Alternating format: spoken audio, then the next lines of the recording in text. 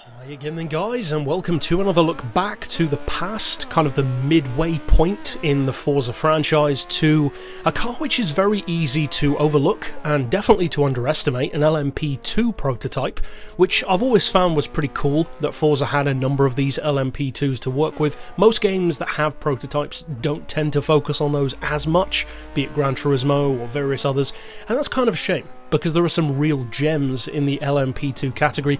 My personal favourite is probably the Porsche RS Spider, which in its own right is a very successful car. This one though, even more so arguably than the Porsche, because of course the Porsche had no LMP1 equivalent at the time.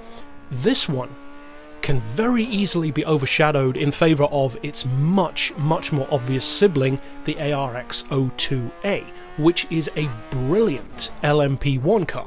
In fact, I would say one of the absolute best LMP1s in the whole game, and of probably the whole franchise if you really break it down. And of course we did break it down, we reviewed that car, I talked about some of the great things about it, not the least of which is the incredible cornering ability. Not just the handling or the grip per se, but also the cornering speeds and the average speeds that the 02A can keep up. Now this one has a number of disadvantages, you could say. It's an LMP2 for a start, so people automatically assume that it's probably slower.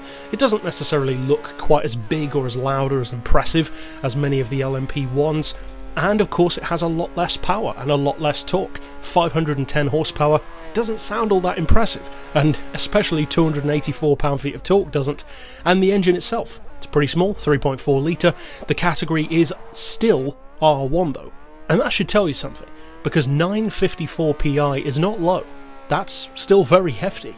And of course one of the reasons why is the weight, because what it lacks in power and torque, it really does make up for in terms of its sheer cornering ability, and that is not least of which due to the fact that it only weighs 800 kilos. That is very impressive. That in fact is lighter than a number of Group C cars, including the Mazda 787B, which of course is very light itself. Now the horsepower per tonne isn't quite as insane as you might hope, given the low weight, because of course the power isn't huge to begin with, so you're looking at 638 per tonne. But still, that's beyond most supercars, certainly good enough for the LMP2 class, and you've got to bear in mind as well, that is untuned. And there are very few occasions in the game where you'll drive it in its untuned form. We will usually upgrade it.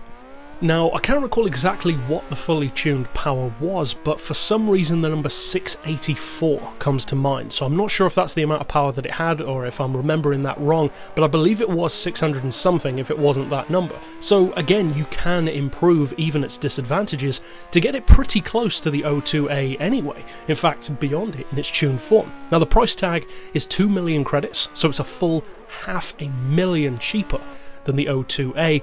So of course the question arises, with 3 different variants of this car in the game with slightly different PI levels between them, this one being the highest of the 3, are they actually worth buying potentially as well as the 02A, or perhaps even instead of? Well, instead of it would be a very strong statement to make, and I'm not necessarily going to go that far, but I would definitely say that as far as the LMP2s go, this is a very strong choice. Now I would still give the edge overall to the Porsche. The RS Spider is pretty much the best LMP2 car, I would say, in Forza 4 at least, and of course in Forza 3 that was an entirely different scenario, because the Mazda B0986 could be tuned up to 991 horsepower, which meant that in a straight line none of the other LMP2s even came close. Now, however, you cannot do that to the Mazda anymore, so the Porsche pretty much is a dominant force, and you can even get the top speed up around 230, which is not far off some of the LMP1s. This one, on the other hand, it's not quite that quick, and although I can't remember what the exact tune top speed was, because I did used to use it for top speed as well sometimes, I'm pretty sure it was over 220, so it wasn't exactly slow. In its own way it was still a very good top end car, just not quite as good as some of the others. Now I think that the biggest advantage of all of the Acura LMP cars is a pretty obvious one. Anyone who's driven one knows what I'm going to say, it's the cornering. They're fantastic through corners, the level of grip, the level of downforce, the fact that they corner like they're on rails, essentially, almost like a remote control car of some kind. It's almost otherworldly how good they feel through corners. They feel actually quite reminiscent of the Ferrari 333 SP in Forza 2. Back then that car was untouchable through corners. In fact, it was so good that when me and a buddy of mine used to race it around Laguna Seca and compare lap times, we kind of found that it was so good that you could essentially decide when you wanted to brake. It was that good. You could kind of brake after entering the corner. It was that insanely competitive. These kind of feel like that. Now, of course, the physics have been updated. There's a lot more competition now in the LMP category, so they're not as dominant as that Ferrari was, or even as the Ferrari is in this game, but they're good. They're very good. And if you choose these Acuras, the 01B in this case in particular, on, of course, the right circuit in particular, then they will serve you very, very well. For instance, Fujimi Kaido or Viejo, they are very, very good for those circuits. Tracks which aren't necessarily about low-speed tight corners, although they have them, because there are definitely tracks like that, but I'm not necessarily talking about those.